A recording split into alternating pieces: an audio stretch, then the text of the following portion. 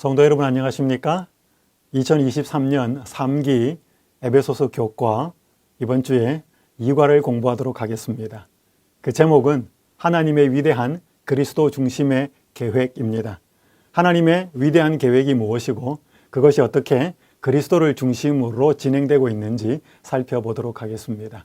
기억절은 에베소서 1장 3절입니다. 찬송하리로다 하나님 곧 우리 주 예수 그리스도의 아버지께서 그리스도 안에서 하늘에 속한 모든 신령한 복을 우리에게 주시되. 이번 주 교과는 에베소서 1장 3절에서 14절에 있는 말씀을 연구합니다. 바울이 하나님의 계획, 그리스도를 중심으로 한 하나님의 계획이 얼마나 위대하고 놀라운지를 설명하면서 그것들을 우리가 제대로 받을 때 그 하나님을 찬송하고 찬양을 돌리게 된다는 내용입니다. 1969년에 미국이 인류 최초로 달에 우주선을 보내면서 달나라에 착륙을 하게 됩니다. 그 역사적인 사건이 있은 지 25년이 지난 후에 아폴로 11호의 우주선 선장이었던 닐 암스트롱이 자신들의 우주복을 만들어 주었던 그 팀에게 감사의 편지를 보내었습니다. 일부의 내용이 이렇습니다. 그 우주복은 역사상 가장 사진이 많이 찍힌 우주기구 중 하나가 되었습니다. 그 우주복은 못생긴 탑승자를 보이지 않게 성공적으로 숨겨주었습니다. 또 이런 내용이 나옵니다. 그 우주복은 견고하고 믿을 수 있었으며 매우 포근했습니다. 그 우주복을 제작해 주신 여러분 모두에게 25년치의 감사와 축하를 보냅니다. 참 감사의 메시지를 기록하여서 보내었습니다. 이 우주복이 그런 우주복이었습니다.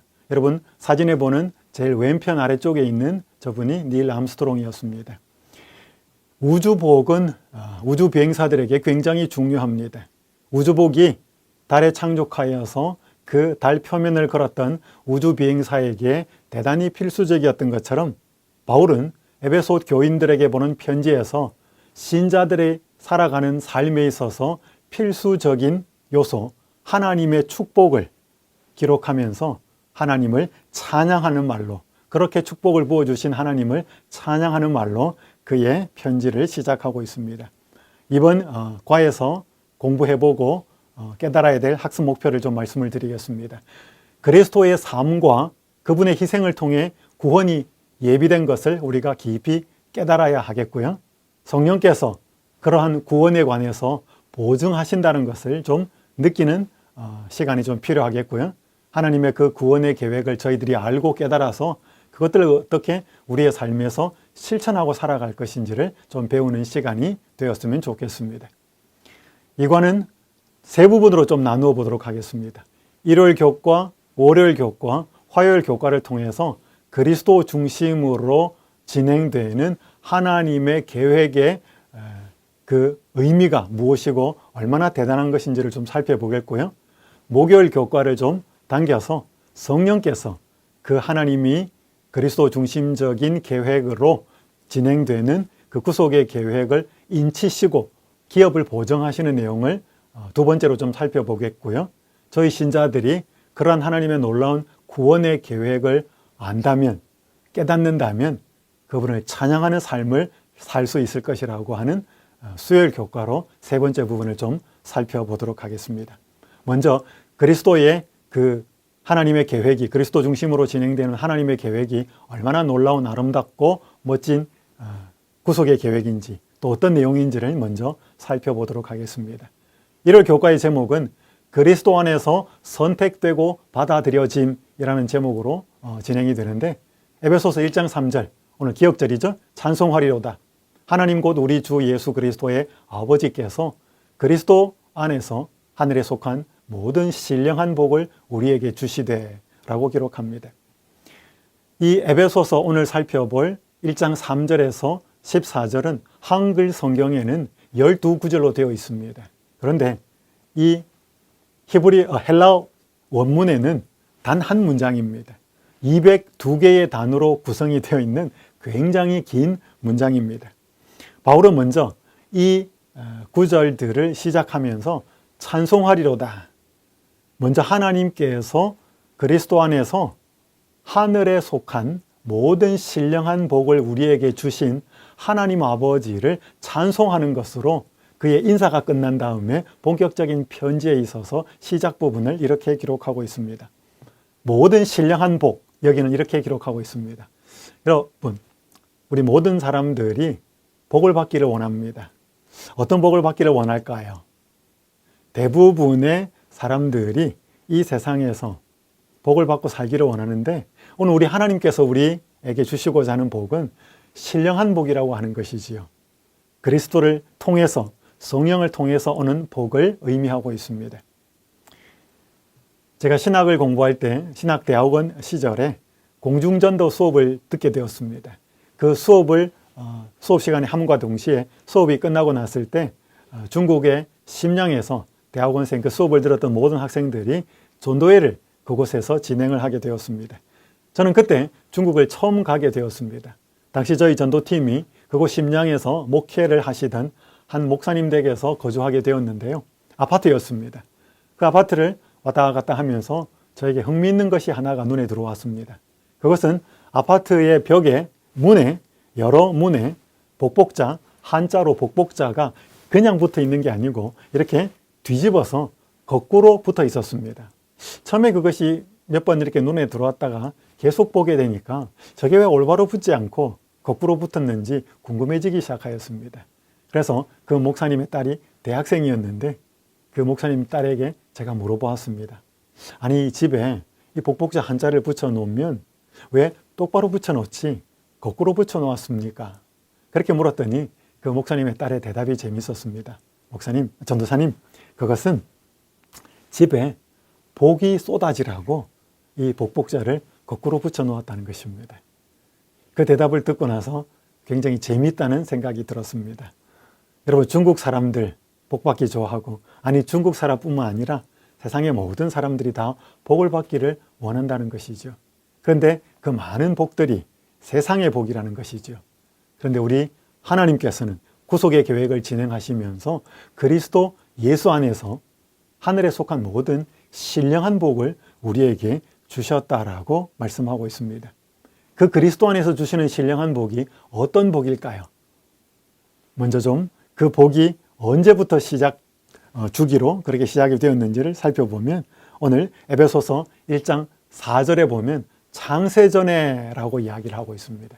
먼저 창세전에 하나님께서는 그리스도 안에서 우리를 택하셨습니다. 그리고 두 번째로는 사랑 안에서 하나님 앞에 거룩하고 흠이 없게 하시려고 그리스도로 말미암아 우리를 하나님의 아들, 딸, 즉 자녀가 되게 하셨다는 것입니다. 하나님께서 인간을 위해 준비하신 구속의 계획은 창세전이었습니다. 인간이 타락하기 전에. 그리고 그 타락하기 전에 인간을 위해서 범죄하기 전에 세우신 구속의 계획의 내용이 무엇인가 하면 그리스도의 사랑 안에서 하나님 앞에서 사람들이 거룩하고 흠이 없게 되는 그 신령한 축복을 예비하셨다는 것인데, 그것은 바로 우리가 예수님을 통하여 하나님의 아들과 딸, 자녀가 되는 것을 통하여서 그렇게 되었다는 것입니다. 계획하셨다는 것입니다. 이게 노란 부분으로 좀 강조해 놓은 부분이 보면 그리스도 안에서, 사랑 안에서, 그리고 예수 그리스도로 말미암아라고 하는 그 그리스도 중심의 계획으로 신령한 복, 즉 구속의 계획이 준비되었다는 것이죠.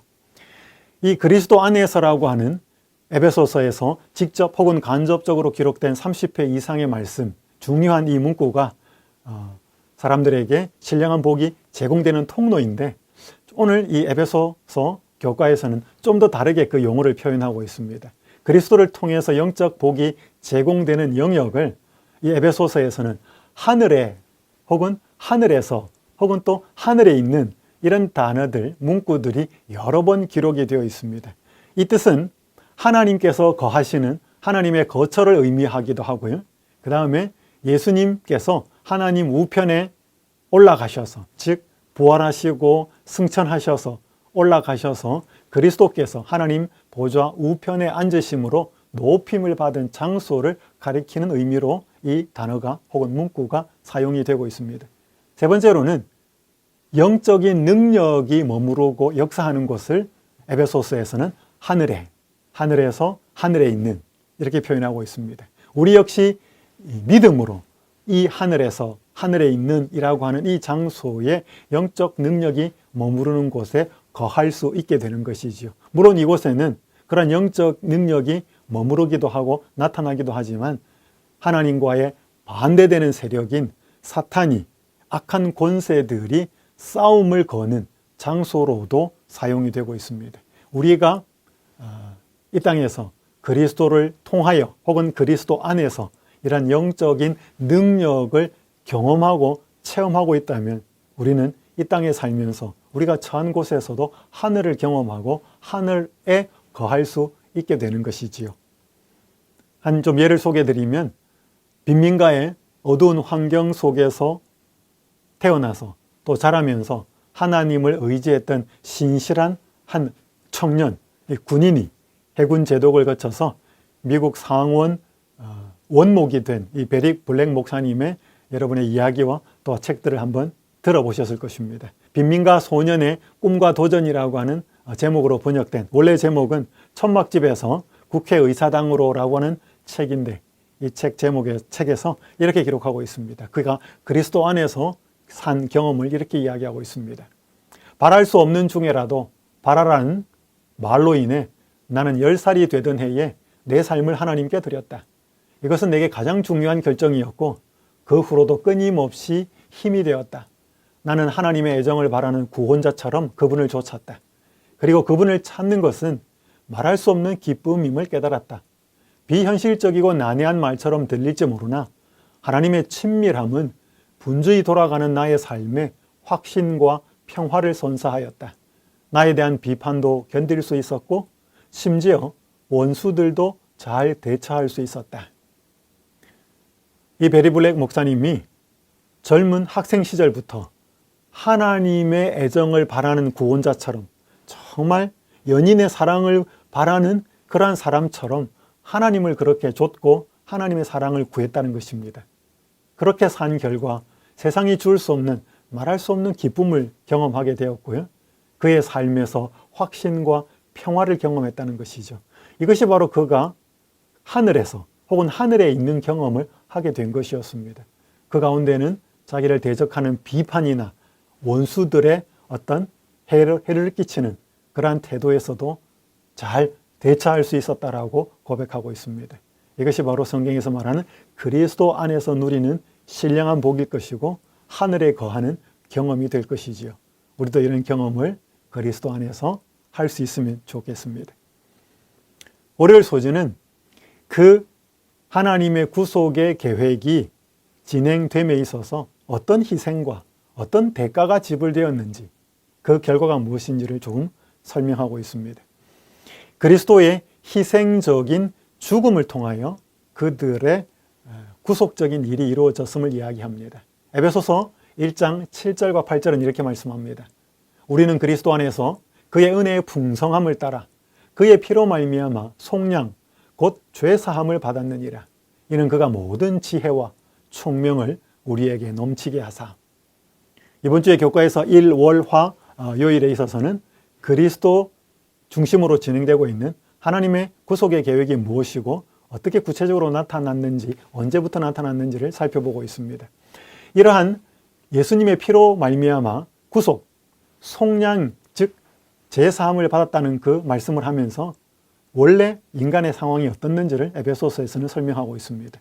에베소서 2장 1절에서 3절에 보면 인간의 형편이 허물과 죄로 죽었던 존재라고 말하고 있습니다.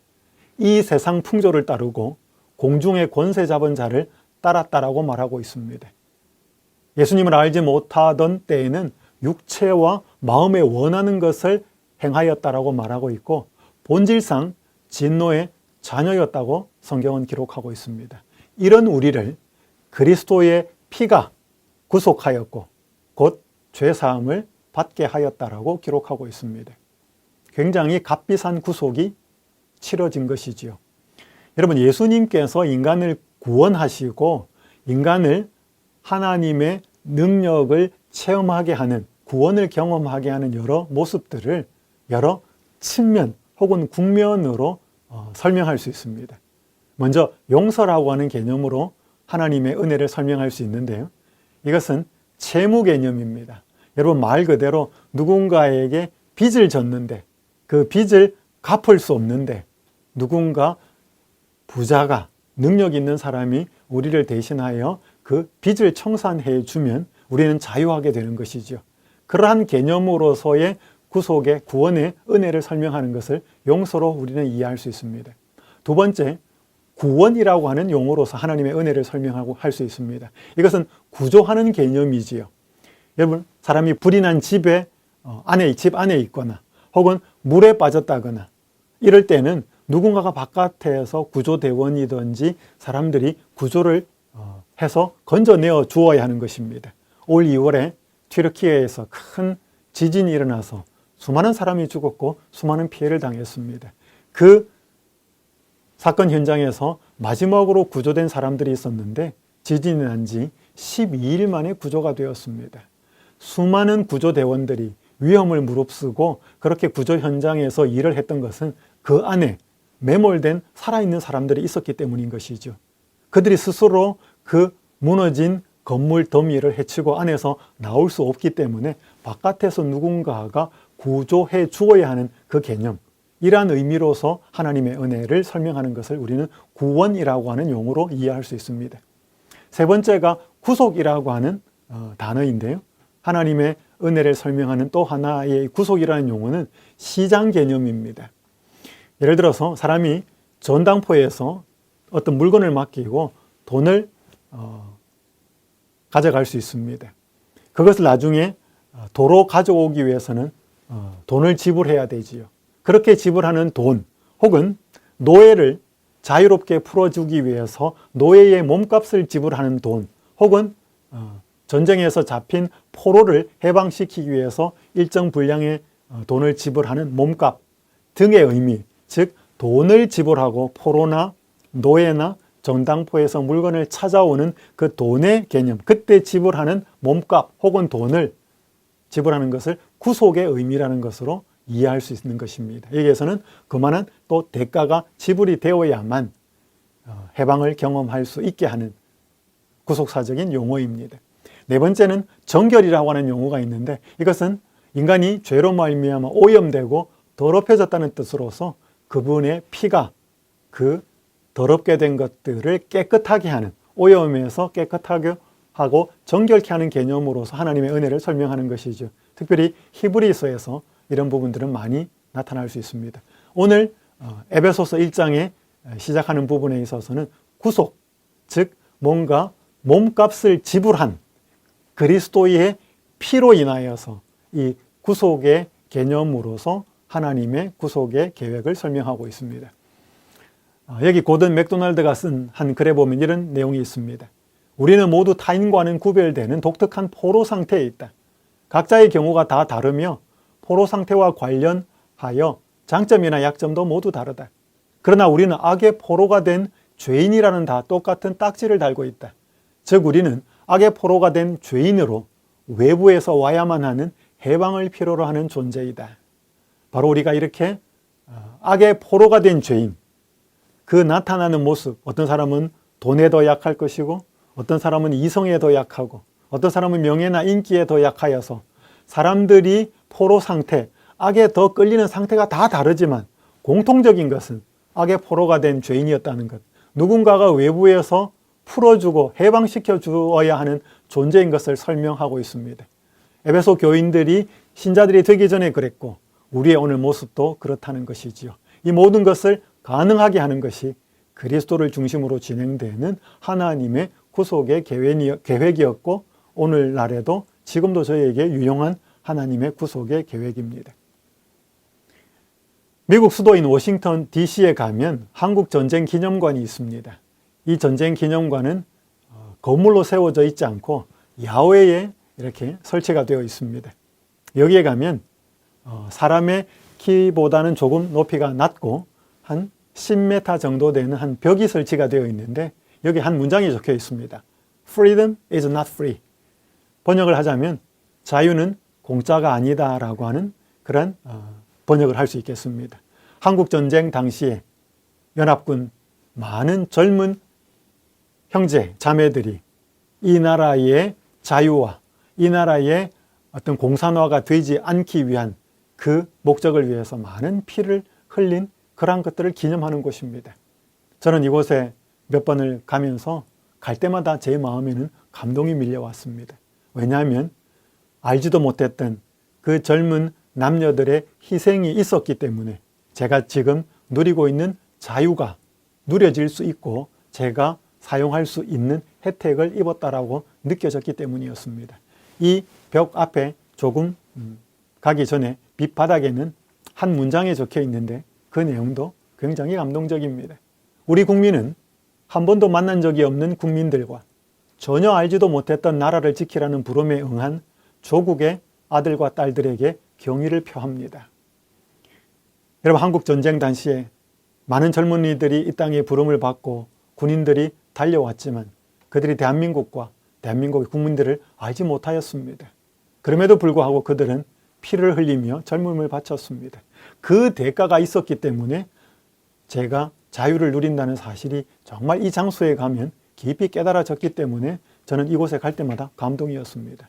여러분, 우리의 나라를 위한, 자유를 위한 피가 흘려졌다는 것도 분명한 사실이고, 그러나 더 이전에 더 중요한 일, 우리의 구속을 위하여 예수 그리스도의 피가 흘려졌다는 사실을 우리는 그 사실을 이해하는 것이 굉장히 우리의 신앙과 믿음에 잊지 말아야 될 중요한 요소입니다. 여기 교회증언 2권 200페이지에는 이런 말씀이 기록되어 있습니다. 구원의 가치를 온전히 깨닫기 위해서는 그것의 대가를 이해하는 것이 필요하다.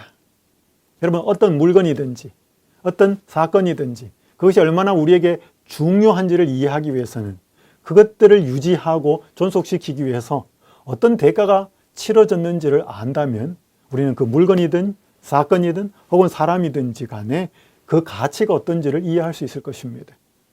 하나님께서 진행시키고 계시는, 예수 그리스도를 중심으로 진행시키고 계시는 구속의 계획의 가치가 얼마나 중요한지를 깨닫기 위해서는 그것을 이루기 위해서 어떤 희생, 어떤 대가가 지불되었는지를 이해하는 것이 중요하지요. 그것은 바로 예수 그리스도의 피라고 하는 것입니다. 그것 때문에 그 구속의 가치가 온전히 드러난다는 것입니다. 이번 이 에베소서에 있는 교과를 또 이 1과를 2과를 공부하시면서 우리의 마음속에 그 예수님의 사역을 중심으로 진행되는 구속의 가치가, 구속의 계획이 분명히 더 우리의 가슴 속에 이해될 수 있으면 좋겠습니다. 화요일 소재에서는 하나님의 위대한 그리스도 중심의 계획이라고 하는 제목으로 계속 말씀드리는 것처럼 하나님의 위대한 그 구속의 계획이 그리스도 중심으로 진행이 되고 있다는 것을 말씀하고 있습니다.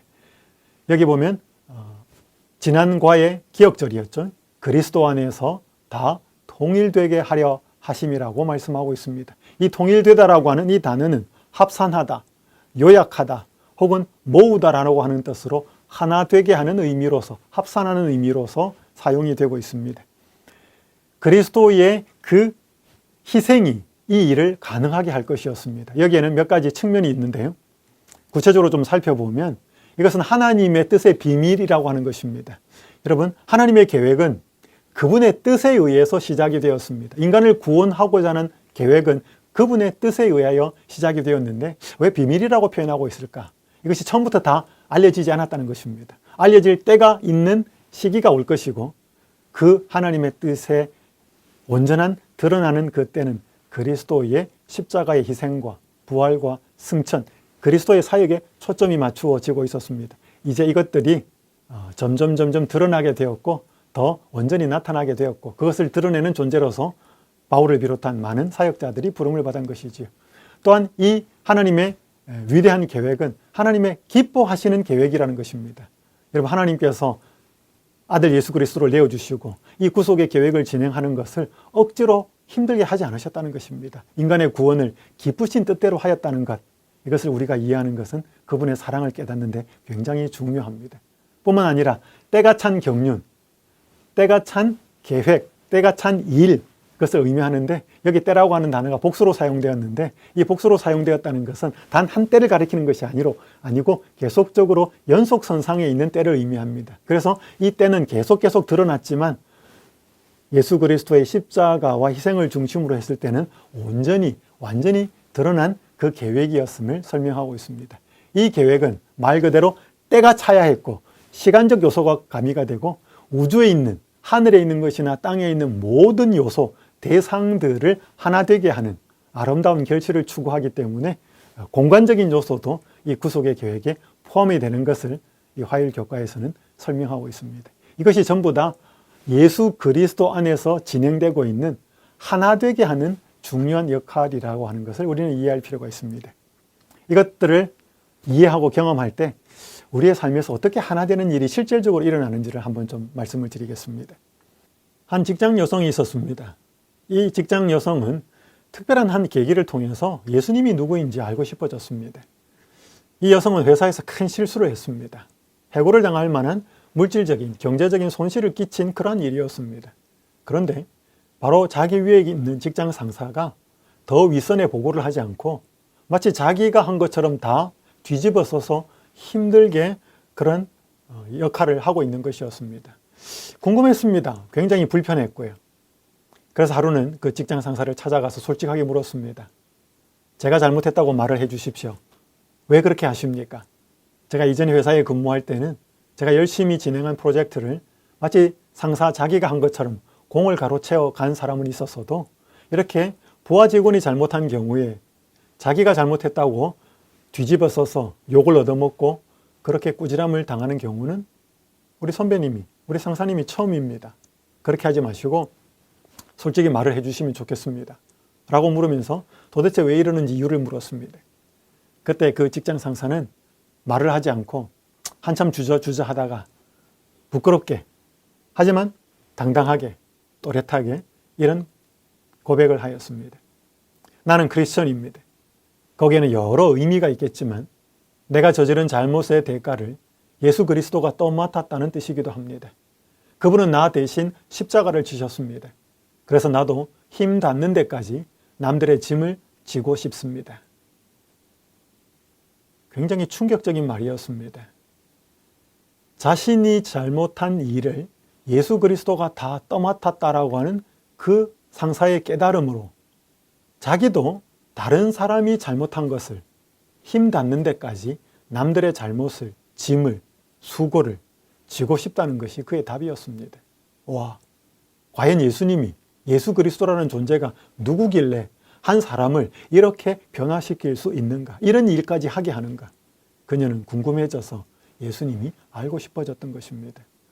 여러분, 이 직장 상사가 그리스도 안에서 모든 것을 통일되게 하고 연합시키는 그분의 희생의 놀라운 의미를 깨달았을 때 혹 자기와 불화할 수 있는, 불편할 수 있는 관계를 자기가 대신 짊어지면서 연합하고 하나로 묶는 굉장히 소중한 역할을 하게 된 것을 보게 됩니다. 이것이 바로 우리가 그리스도 안에서 모든 것들을 통합하고 하나로 연합시키는 그리스도의 은혜를, 그리스도의 연합을 실질적으로 경험하게 되는 것입니다. 이제 에베소서 후반부에 가다 보면 그렇게 연합을 실질적으로 호소하는 실제적인 권면들이 여러 군데 기록되어 있습니다. 에베소서 4장 1절에서 16절에 보면 연합에 관하여서 바울이 열정적으로 호소를 하고 있습니다. 그리고 17절부터 6장 9절에서도 연합을 해치는 행동을 피하고 신자들이 마음과 행동을 함께 하라고 하는 권면이 기록됩니다. 그리고 에베소서 6장 10절에서 20절에는 연합하여서 하나된 군대로서의 교회를 소개하고 있습니다. 이처럼 연합할 수 있는 그 원인과 원리를 앞부분에 제시하고 그 힘을 입어서 실질적인 연합을 할 것을 편지를 통해서 권면하고 있는 것입니다. 이렇게 해서 일요일, 월요일, 화요일, 세 요일을 통하여서는 그리스도 중심으로 진행되고 있는 그 구속의 계획이 창세전부터 그분의 희생에 값비싼 대가를 지불하여서 어떻게 진행되고 있으며 그것이 무엇을 이룰 것인지를 설명합니다.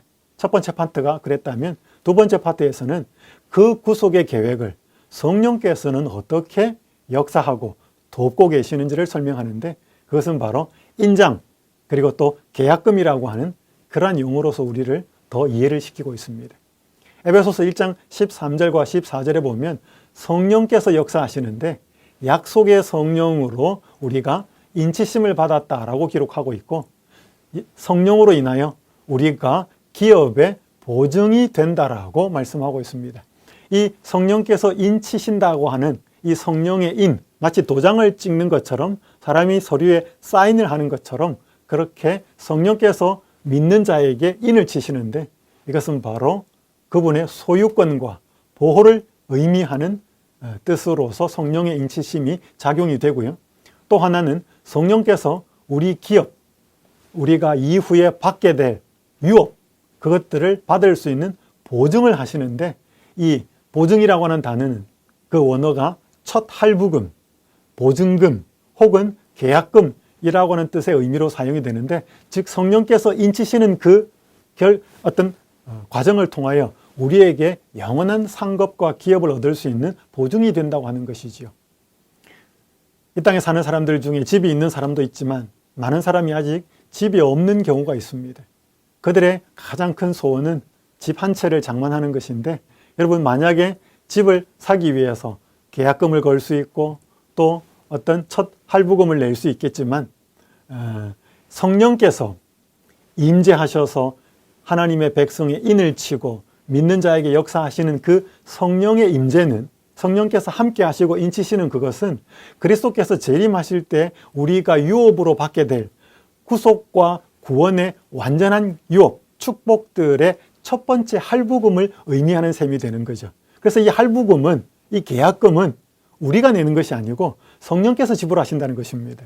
성령께서 믿는 자에게 역사하셔서 은혜 베푸시고 역사하시는 그것은 마치 구원과 구속이 최종적으로 완성될 그 시기, 재림의 시기에 완성될 그때에 어마어마하게 마치 빙산에 어떤 감추어져 있는 부분처럼 그 부분이 완전히 드러나는 것을 보증하고 우리가 누릴 수 있게 되는 첫 시발점, 첫 번째 계약금, 또 첫 번째 할부금, 그것이 성령께서 지금 우리에게 역사하시는 인치심과 보증이라고 하는 것입니다.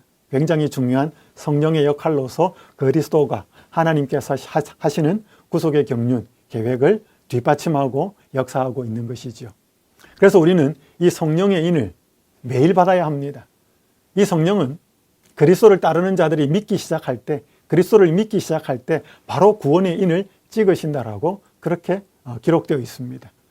또 실물교훈 139쪽에는 그는, 예수님께서는 매일 아침 여러 시간 동안 아버지와 교통하심으로 하늘의 빛을 사람들에게 나누어 줄 준비를 하셨다. 그는 날마다 성령의 새로운 침례를 받으셨다. 예수님께서 날마다 성령의 침례를 받는 것처럼 우리가 예수 그리스도를 처음에 개인의 구주로 영접할 때뿐 아니라 그때 우리에게 구원의 인을 찍으시겠지만 그것이 매일매일의 삶에서 인이 찍혀야 한다고 말하고 있는 것이죠. 한 사람의 간증을 좀 읽어드리도록 하겠습니다. 저와 아버지의 관계는 늘 복잡하게 얽혀 있었습니다. 제가 유년기와 청년기를 지나면서 끊임없이 기도했던 것은 저와 아버지의 관계가 호전되는 것이었습니다. 하지만 우리 관계는 점점 악화되었습니다. 6, 7년이 흘렀습니다. 그러던 어느 날 하나님은 제 마음속에 있는 공허함을 채워주셨습니다. 성령을 주제로 공부를 위해 기도하던 중 아내와 저는 믿음의 산 경험을 많이 누리게 되었습니다. 우리가 가족을 위해 기도할 때 저는 특별히 아버지를 위한 기도를 잊지 않았습니다. 이 기간 동안 저는 아버지를 사랑할 수 있는 특별한 힘을 얻었습니다. 저는 어릴 때부터 아버지가 제게 잘못하여 마음에 쌓였던 모든 것을 뒤로 하고 그를 용서할 수 있었습니다. 이제 저와 아버지는 좋은 친구가 되었습니다. 아버지는 더 영적인 신자가 되었고 자신의 신앙 경험을 친구들과 나누기 시작했습니다. 그로부터 2년이 지난 지금 저희는 아직도 좋은 관계를 유지하고 있습니다. 이것은 다 하나님의 은혜입니다. 저는 어찌할 바를 모르고 있었습니다. 참 외로웠습니다. 그러나 제가 성령을 받기 위해 매일 기도하기 시작한 후로 저는 전혀 새로운 차원에서 하나님과 함께 누리는 놀라운 삶을 경험하고 있습니다. 참으로 아름다운 간증입니다. 예수 그리스도를 믿기 시작할 때 성령께서 인을 치시지만 예수님의 모본을 따라 우리가 매일의 삶 속에서 성령의 인치심을 경험해야 한다고 말씀을 드렸는데, 이 한 신자는 믿는 자였지만 아버지와 관계가 그렇게 좋지 않았습니다. 하지만 성령을 주제로 성경을 공부하게 되고 성령의 침례를 받기 위해서, 성령의 인을 받기 위해서 매일 기도하자 그의 마음에 놀라운 변화가 일어나기 시작한 것이죠. 아버지와의 관계가 회복되는 축복, 아버지와 소원한 관계에 대한 해답을 얻는 축복, 연합할 수 있는 축복을 경험하게 된 것입니다. 여러분, 우리가 그리스도를 믿기 시작할 때 인을 받고 성령께서 그것이 보정이 되는 것, 보정을 해주시는 것처럼 매일의 삶 속에서 그렇게 인을 받고 또 특별한 문제들을 해결하기 위해 날마다 성령의 인을, 침례를 구하고 살 때에 이런 놀라운 구원의 경험, 예수께서 실질적으로 살아 역사하시는 경험을 하게 되고요. 이렇게 사는 자에게 마지막 때에 종말론적인 인도 찍혀지고 보증이 된다는 사실을 우리는 알 수 있습니다. 사랑하는 성도 여러분, 우리가 그리스도께서 중심으로 진행되고 하나님께서 진행하시는 이 구속의 계획에 성령께서 인치시고 보정하는 이 일이 우리의 삶에서 날마다 실제적으로 경험되었으면 좋겠습니다. 우리가 이것들을 실제로 경험하고 산다면 우리의 삶에는 무슨 일이 일어날까요? 그것은 바로 하나님의 영광을 찬양하는 삶이 된다는 것이죠. 에베소서 1장 3절에 찬송하리로다 라고 시작하고요. 1장 6절에 그의 은혜의 영광을 찬송하게 하려는 것이라. 1장 12절에 그의 영광에 찬송이 되게 하려 하심이라. 1장 14절에 그의 영광을 찬송하게 하려 하심이라. 그 구속의 진행을 맛보고 경험하는 자가 그분의 영광을 찬송하고 찬양하지 않을 수 없게 된다는 것입니다. 아까 말씀드린 것처럼 성령께서 우리의 기업에 보정이 되시고 그뿐 아니라 우리 자체가 기업이 되는 그 축복을 경험하게 될 때 우리는 그분을 찬양하게 되죠. 여러분, 사람은 살면서 어떤 대상이나 물건이나 존재들을 찬양하고 찬사를 보내고 좋게 말합니다. 왜? 그 가치를 경험하고 그것에서부터 유익과 행복을 얻기 때문에 그렇습니다. 여기 김동춘이라고 하는 한 교수님이 이런 글을 썼습니다. 인간은 무엇인가를 향해 예배하며 살아간다. 인간은 쇼핑센터에서 예배하며 TV 드라마 앞에서, 스포츠 경기장에서, 그리고 정치 권력을 향해 예배한다. 소비적 욕망에 빠진 인간은 상품을 예배한다. 물신 숭배에 끌려다니는 소비적 인간은 예배하는 인간이기도 하다. 내가 좋아하는 모든 것, 내가 열망하는 모든 것은 예배의 대상이 되며 우리는 그것을 예배하고 있다. 여러분, 사람은 뭔가 자신이 좋아하고 기쁨을 주는 대상에게 기쁨을 누리면서 그 대상을 좋게 말하고 남들에게 자랑하는 것이지요. 여러분, 우리가 하나님에게서부터 그런 기쁨과 행복과 유익을 누린다면 바로 하나님을 그렇게 사람들에게 드러내고 자랑하고 찬사를 보내는 것입니다. 이것이 찬양이고 이것을 행하는 것을 우리는 예배라고 부르는 것입니다. 오늘 인간을 위하여서 그렇게 큰 일을 진행하셨고 하고 계시며 하실 삼위 하나님께서 오늘 우리가 찬사를 보내고 찬양하고 있는 그 종류나 대상이 삼위 하나님이 아니라 그분께서 주신 많은 놀라운 선물들에 우리의 마음을 빼앗길 때 우리 하나님은 마음이 어떠실까요? 여기 증언복음 보감 3권 30쪽에는 이렇게 기록합니다. 그는 자기의 택하신 백성을 위해서 그들의 심령이 감사로 벅찰 만큼 일하셨는데도 찬양이 그처럼 적은 데 대하여 슬퍼하신다. 그들에게 기쁨과 즐거움으로 뛰놀 만한 이유가 있음을 알게 하시면서 보다 힘있는 표현을 바라신다. 여러분, 우리가 다른 대상을 찬양하고 그래서 오늘 우리가 하나님께 마땅히 돌려드려야 될 찬양과 찬송을 하지 않을 때 하나님께서는 슬퍼하신다고요. 우리를 향하여 하나님의 마음이 이런 슬픈 마음이 되지 않도록 구속의 계획을 통한 온전한 깨달음과 그 유익과 기쁨을 통하여 세상에 줄 수 없는 축복을 통하여 하나님께 찬양하게 되는 여러분이 되시기를 간절히 바랍니다.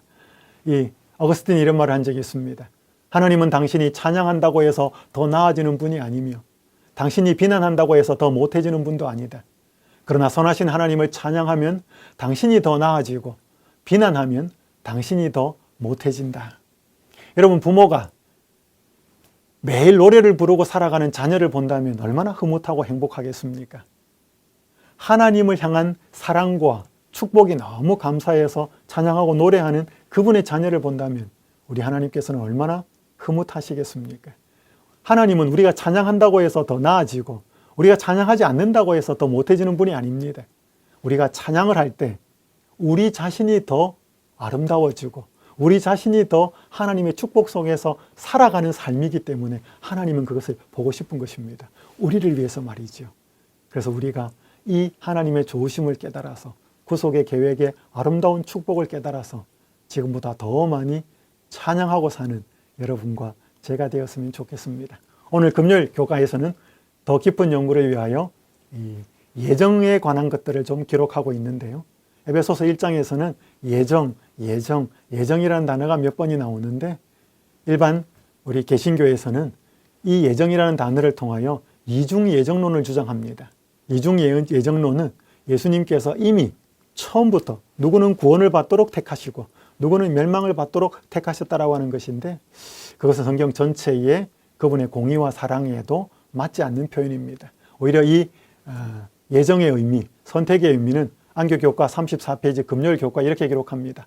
이 부분을 읽고 마무리하겠습니다. 하나님의 선택과 예정이 사람들이 태어나기도 전에 구원받을 사람과 구원받지 못할 사람으로 선택되는 것이 아니라 그리스도를 믿는 믿음을 선택하는 모든 사람에게 이루어진다는 것을 의미한다. 자세히 말씀드릴 수는 없겠지만 사람의 스스로의 믿음을 선택하는 것과 관련이 아닌 그분의 일방적인 구원과 혹은 멸망을 통하여서 예정되는 것은 아니라는 것을 의미하는 것이다 라고 기록하고 있는데요. 한번 또 깊은 연구를 해볼 수 있으면 좋겠습니다. 오늘 이 과에서는 그리스도 중심으로 진행되고 있는 하나님의 구속의 계획이 어떠하며 언제부터 진행되었고 어떤 희생이 치러졌는지 성령께서는 어떻게 또 더하여서 역사하시는지를 깨달으면서 우리가 그것들을 온전히 이해하고 깨닫고 현실의 삶에서 적용하고 살 때 감사와 찬송을 돌리는 삶을 살게 된다는 내용의 교과였습니다. 다시 한번 이 교과를 통하여서 우리의 삶에 그리스도를 향한 감사와 기쁨과 찬양이 충만한 삶이 되기를 바라면서 이 과의 공부를 마치도록 하겠습니다. 감사합니다.